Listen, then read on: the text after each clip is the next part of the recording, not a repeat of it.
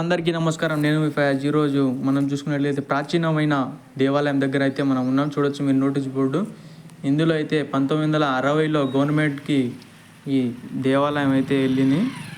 ఇది చూసుకున్నట్లయితే కడప జిల్లా వల్లూరు మండలంలోని ఉంది టెంపుల్కి అందరూ మబ్బు టెంపుల్ అని పిలుస్తారు. ఎందుకంటే ఈ టెంపుల్లో ఉన్న విగ్రహం ఏదైనా ఏ దేవుడైంది తెలియదు ఎవరికి ఇప్పటి వరకు కూడా. చూడొచ్చు అందరు వింతగా చూస్తున్నారు. మేమైతే పనికి వచ్చాము. అక్కడ పనికి వచ్చిన చోట ఉంటే మనం కూడా చూద్దాం, 10 మంది చూపిద్దామని తీస్తున్న వీడియో. చూడొచ్చు అందరూ. చూసుకున్నట్టయితే ఇక్కడ ధ్వజ స్తంభాలు పైన చూడొచ్చు. అప్పుడు గవర్నమెంట్లోకి పోయింది. ఇది 1960లోనే గవర్నమెంట్లోకి పోయింది. అంటే అంతకుముందు ఎంత ఎప్పుడు కట్టింటారో అందరు క్యాన్ అయ్యి లోపలికైతే వెళ్ళి చూపిస్తాను. చూడండి మీరు ఎట్లుందో ఏం కదా అనేది. చూడొచ్చు పైన అంతా కొంచెం లోపల పోదాం. చూడండి అప్పట్లో దొంగలైతే ఈ ద్వారం తెరిచి పైనుంచి దూకి విగ్రహాన్ని ఎత్తుకెళ్ళారు. అప్పట్లో రాజుల కాలంలో ఉన్న టెంపుల్ ఇది. ఇక్కడైతే విగ్రహం ఉండేది లేదా ఖజానా అందుకు ఉండేది అనుకుంటాను నేను, నాకు తెలిసి. ఇక్కడికి పైనుంచి దూకి దొంగలైతే దొంగిలించారు.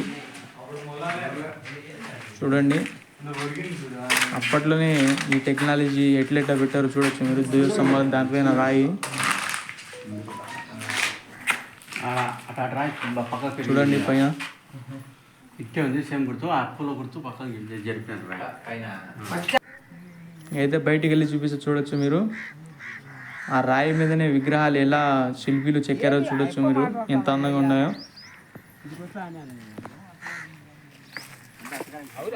చూడండి ఈ దేవుడు ఏ దేవుడో మీకు తెలిసి కామెంట్ చేయండి. చూడండి ఎట్లా కట్టారు అప్పట్లోనే.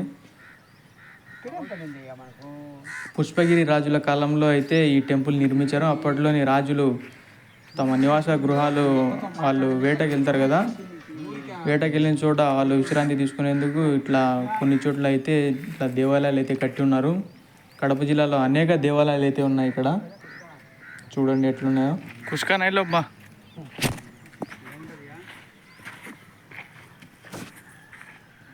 చుట్టూ చూపిస్తాం మీకు. చూడండి ఎట్లుందో, ఎట్లా శిల్పీలు చెక్కారో.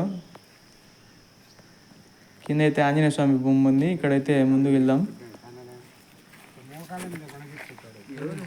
లక్ష్మీ నరసింహస్వామి చూడండి ఎట్లుందో అంతా.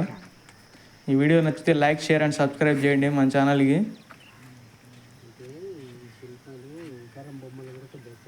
ఇక్కడైతే చూడండి ఏనుగుతో పోరాటం చేస్తున్నట్టు. ఇంకా ఇక్కడైతే చూడొచ్చు వినాయకుడు ఉన్నాడు. ఇక్కడ పైన చూడండి ఎట్లుందో, ఎట్లా కట్టారో చూడండి అంతా ఇదిగా. ఇది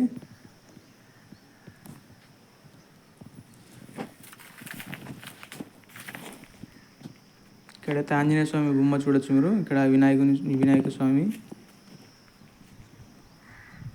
అప్పట్లోనే ఈ టెక్నాలజీతో కట్టారంటే చాలా